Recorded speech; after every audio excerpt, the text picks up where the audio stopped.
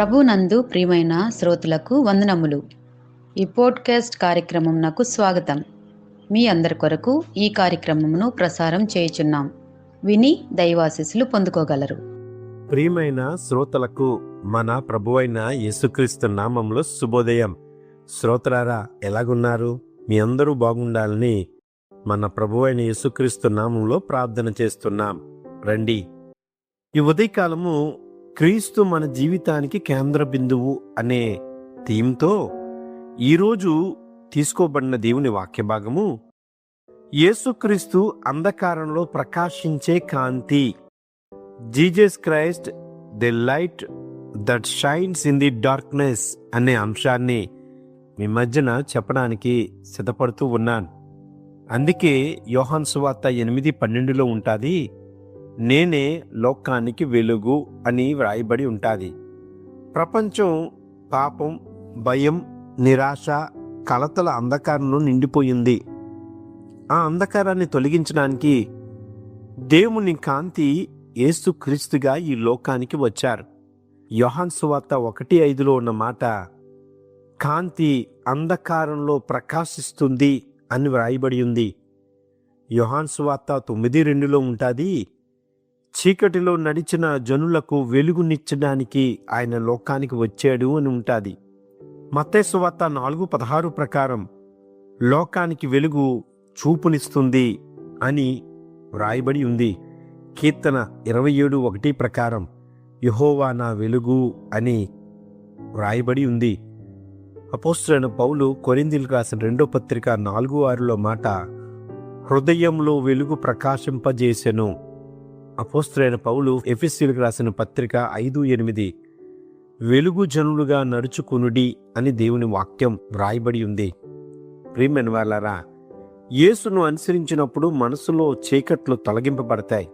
పాపం, భయం, నిరాశ ఇవన్నీ వెలుగుతో పారిపోతూ ఉంటాయి.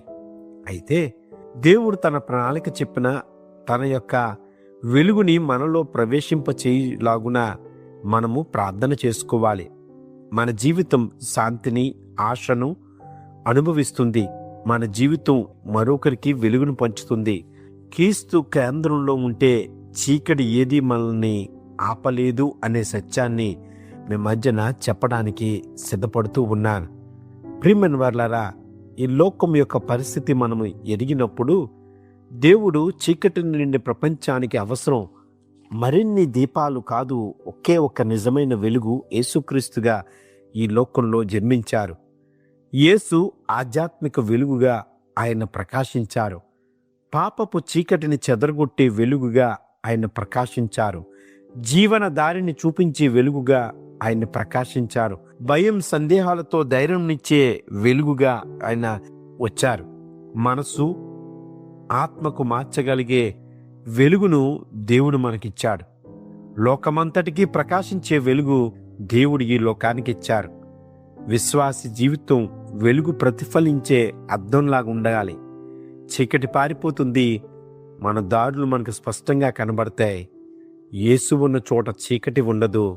ప్రియమైన వారలారా, ఇంకను మన జీవితాల్లో చీకటిగానే మనల్ని ఆవరించి ఉంటే, దేవా నన్ను క్షమించమని ఈ క్షణమే దేవుని ఎదుట మనము ఒప్పుకుందాం. చీకటి బ్రతుకుల్లో అంధకార క్రియలతో, లోకపు ఆశలతో మన జీవితాలను మనం పాడు చేసుకుంటూ ఉంటుంటే యేసు ఆధ్యాత్మిక వెలుగులోనికి మనం రావాలి. పాపపు చీకటిని చెదరగొట్టే యేసు వెలుగు మనలో ప్రవేశించాలి. భయం, సందేహాలతో మనం బ్రతుకుతున్న మనకి దేవుడే దిక్కుగా ఉన్నాడు. అట్టి రీతిలో దేవుడు మనం నడిపించేలాగున అంధకారంలో ఉన్న వారికి వెలుగునివ్వడానికే దేవుడు లోకానికి వచ్చాడనే ఈ సత్యాన్ని మనం గ్రహిద్దామా? మనం వెలిగింపబడదాం, అనేక మందిని వెలిగిద్దాం.